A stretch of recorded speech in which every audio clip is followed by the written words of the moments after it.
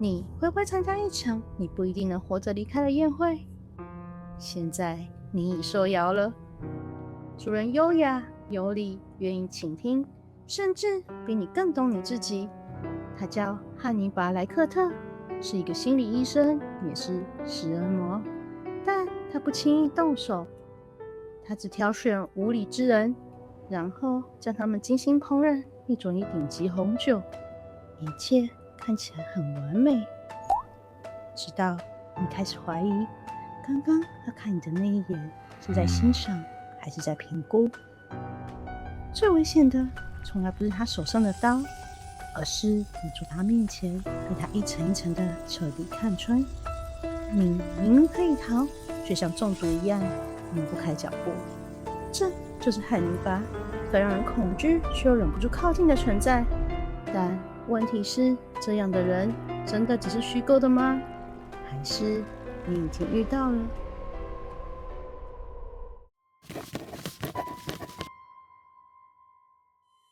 你可以想象，有个杀人犯白天用那双手救人，晚上同一双手却让人消失。当他成为死囚时，依然穿着浅色西装，戴着墨镜和金表，坐在你面前，冷静、有礼，甚至带点优雅。他是一名医生，那双本该救人的手，一刀一刀挥向她男友，没有慌乱，没有失控，只有精准。后来，在最严苛的监狱里，依然穿着白袍行医，继续救人，过着体面的生活。直到多年后，有人问起他的过去，他只淡淡的说：“我不想唤醒我的鬼魂。”你是否觉得这样的人有点熟悉？他叫阿尔弗雷多·巴利，也是汉尼拔诞生的起点。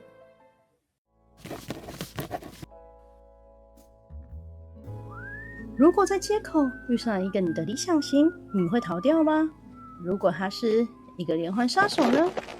看起来像你家邻居哥哥，还无助的请你帮个小忙，你会拒绝吗？大多数人不会，他们也一样。那些女孩就是这样认识他的，而他们最后一次被人看到，都是和他在一起。他不需要暴力，他只要站在那里，用一点点脆弱换取你的同情，用一点点故事换取你的信任，最后让你自己慢慢靠近，让你主动走向地狱。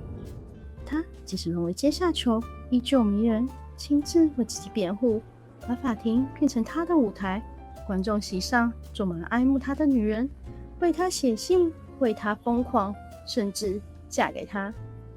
为了活命，死刑前夕，他协助警方分析另一个怪物——绿河杀手，并精准预言他会回到弃尸现场，因为他也会。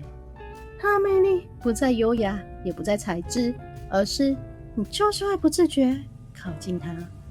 他叫泰迪·邦迪，是汉尼拔身上最危险、最迷人的那一面。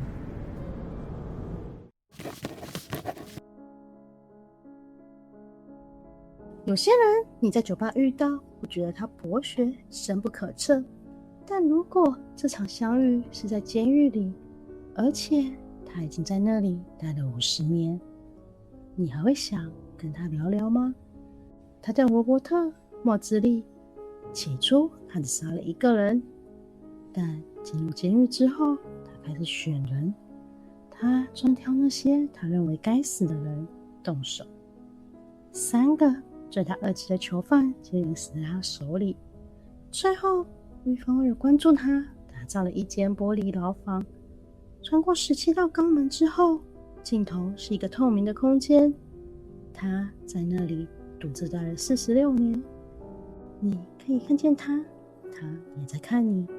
他智商极高，他可以跟你聊音乐、聊诗、聊艺术，聊到你忘记他为什么在这里。只是他有个习惯，决定谁不该活着。法院给了他一个永恒的结论：永远不能回到人群。熟悉的玻璃，熟悉的眼神，熟悉的距离。你以为汉尼拔是虚构的吗？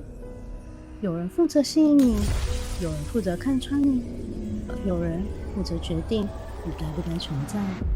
汉尼拔从来就不是一个人。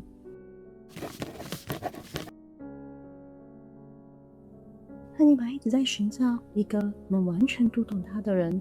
在现实中，真的有这样的人吗？他曾经走进最高戒备的监狱，坐在冷血的连环杀手面前聊天。为了抓住怪物，他必须先走进怪物的脑子里，去感受他们感受到的，去看见他们看见的，甚至去理解那种旁人永远无法想象的孤独。代价是那些声音开始在他脑子里回荡，再也赶不走。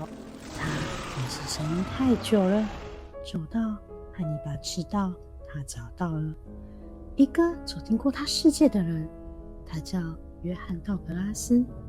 试图理解怪物，让自己踏入地狱。但你以为地狱里只有他一个人吗？你刚刚是不是也做了一样的事？你试着理解他，甚至开始觉得有点合理。你是什么时候坐在他对面的？欢迎你来到这场宴会。Very well. Let us begin.